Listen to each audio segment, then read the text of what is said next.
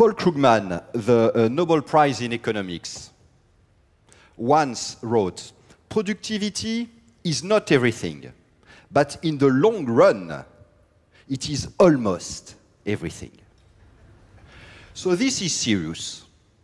You know, there are not that many things on earth that are almost everything. Productivity is the principal driver of the prosperity of a society. So we have a problem. In the largest European economies, productivity used to grow 5% per annum in the 50s, 60s, early 70s. From 73 to 83, 3% per annum. From 83 to 95, 2% per annum. Since 1995, less than 1% per annum. The same profile in Japan.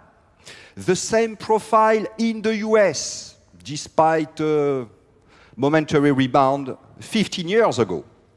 And despite all the technological innovations around us, the internet, the information, the new information and communication technologies, you know, when productivity grows 3% per annum, you double the standards of living every generation. Every generation is twice as well off as its parents. When it grows 1% per annum, it takes 3 generations to double the standards of living. And in this process, many people will be less well off than their parents. They will have less of everything. Smaller roofs, or perhaps no roof at all. Less access to education, to vitamins, to antibiotics, to vaccination, to everything. Think of all the problems that we are facing at the moment. All. Chances are that they are rooted in the productivity crisis. Why this crisis? Because the basic tenets about efficiency, effectiveness in organizations, in management, have become counterproductive for human efforts. Everywhere, in public services, in companies, in the way we work, the way we innovate, invest, try to learn to work better. Take the holy trinity of efficiency. Clarity, measurement, accountability. They make human efforts derail. There are 2 ways to look at it, to prove it. One, the one I prefer, is rigorous, elegant, nice math. But the full math version takes a little while. So there is another one. It is to look at a relay race. This is what we will do today. It's a bit more animated, more visual, and also faster. It's a race.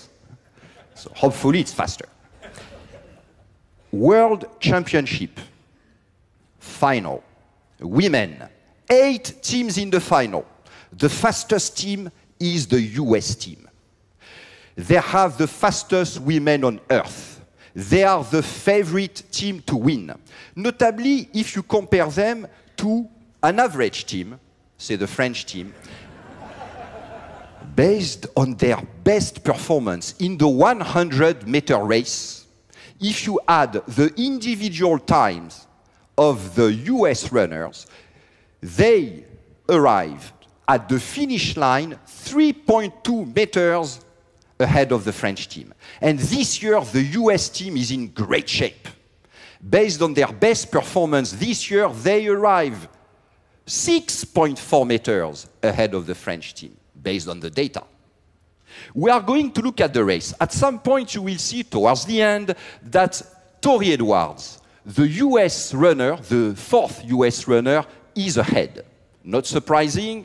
This year, she got the gold medal in the 100-meter race. And by the way, Christy Gaines, the 2nd runner in the US team, is the fastest woman on earth. So there are 3.5 billion women on earth. Where are the 2 fastest? In the US team. And the two other runners in the US team are not bad either. Huh? So clearly, the US team has won the war for talents. But behind, the average team is trying to catch up. Let's watch the race. Ouais. Voilà, c'est parti. Patricia Girard pour l'équipe de France. Patricia qui va aller chercher Muriel Urtis. Elle est partie comme une folle, Patricia. Allez, allez, attention, voilà, c'est assuré, c'est passé. Muriel Urtis dans la ligne opposée contre les États-Unis avec Kirsty Gaines. Muriel dans la ligne opposée qui fait l'effort, qui revient. Allez, c'est super, Muriel, faut passer à Sylviane. Oui, ça passe. Sylviane aussi. Allez, Sylviane dans le relais. Sylviane dans le virage. Sylviane Urtis, Sylviane Félix qui se bat. Qui va chercher Christine. Allez, Christine. Allez, Christine Arrault. Allez, allez, allez, Christine Arrault. Contre les États-Unis, ça va être juste. Allez, Christine, allez, allez, allez. C'est bon, Allez, allez, allez. Ça va passer. Elles sont championnes du monde. Championnes du monde. 41-78. Record pulvérisé. So what happened? The fastest team did not win. The slower one did. By the way, I hope you appreciate the deep historical search I did to make the French look good. Huh?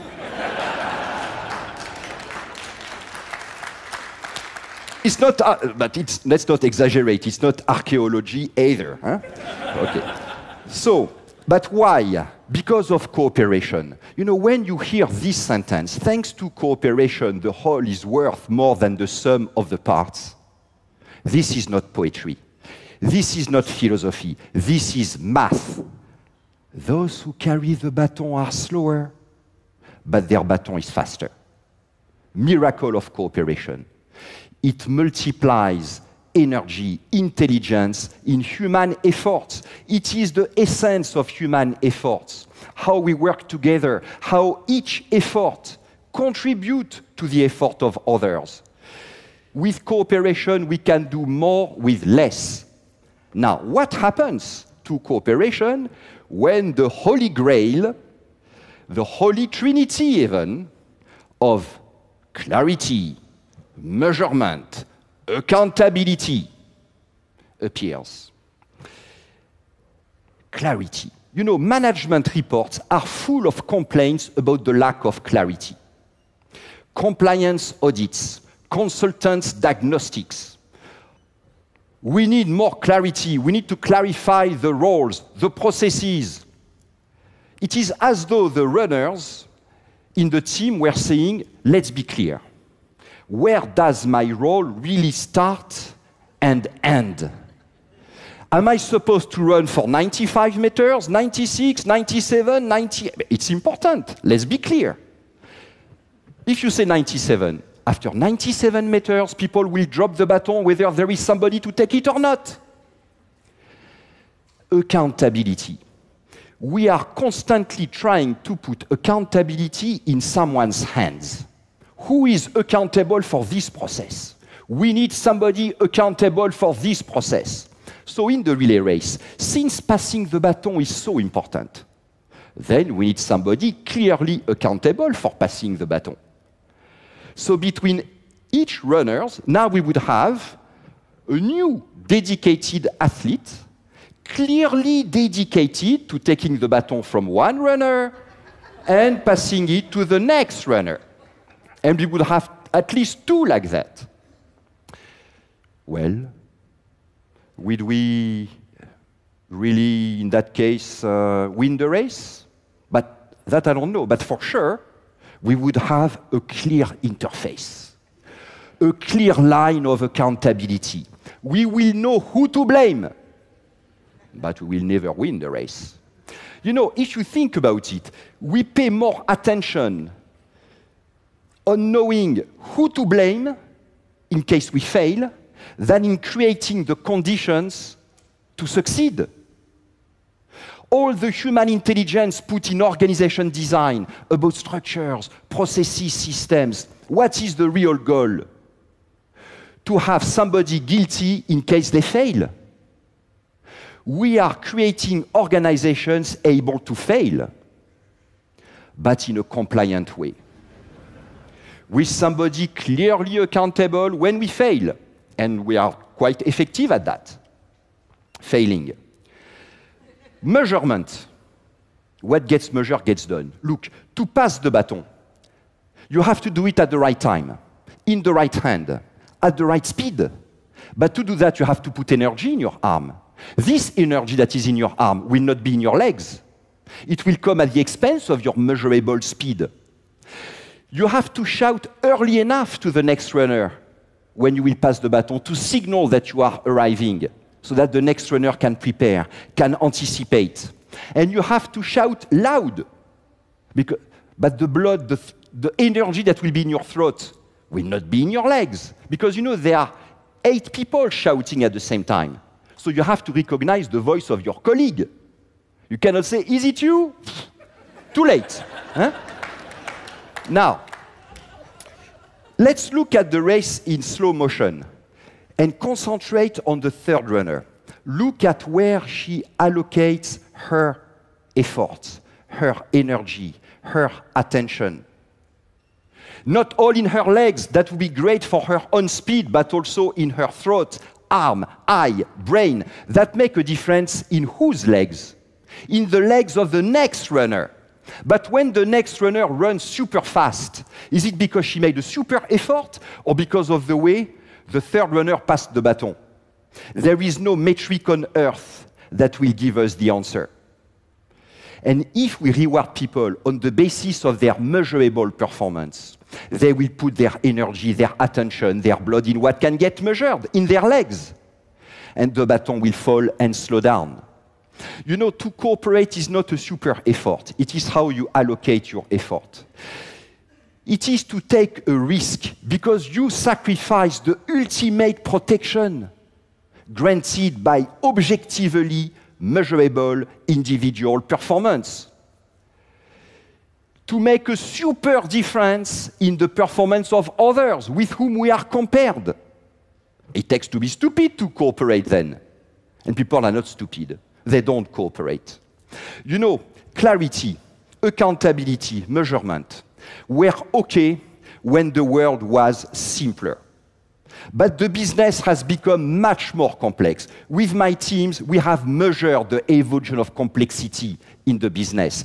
It is much more demanding today to attract and retain customers, to build advantage on a global scale, to create value. And the more the business gets complex, the more, in the name of clarity, accountability, measurement, we multiply structures, processes, systems. You know, this drive for clarity and accountability triggers a counterproductive multiplication of interfaces, middle offices, coordinators that do not only mobilize people and resources, but that also add obstacles. And the more complicated the organization, the more difficult it is to understand what is really happening. So we need summaries, proxies, reports, key performance indicators, metrics, so people put their energy in what can get measured at the expense of cooperation.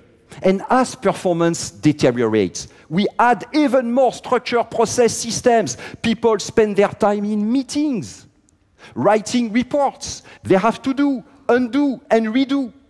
Based on our analysis, teams in these organizations spend between 40 and 80% of their time wasting their time, but working harder and harder, longer and longer, on less and less value-adding activities.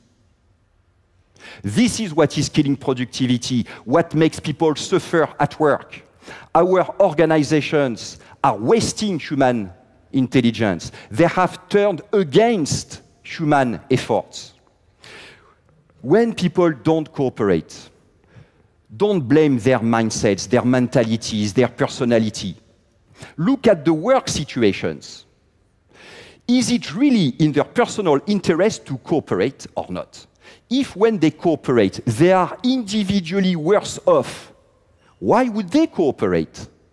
You know, when we blame personalities, instead of the clarity, the accountability, the measurement, we add injustice to ineffectiveness. We need to create organizations in which it becomes individually useful for people to cooperate.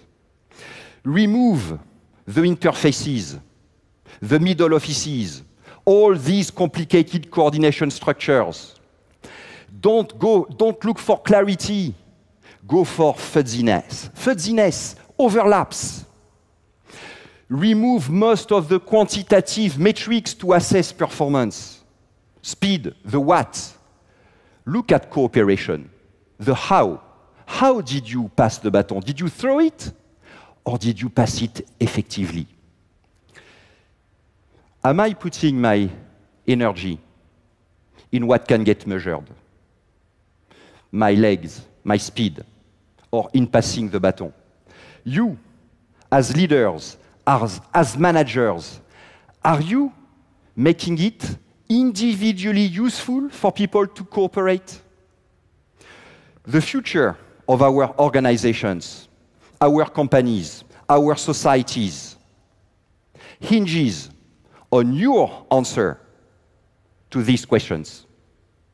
Thank you.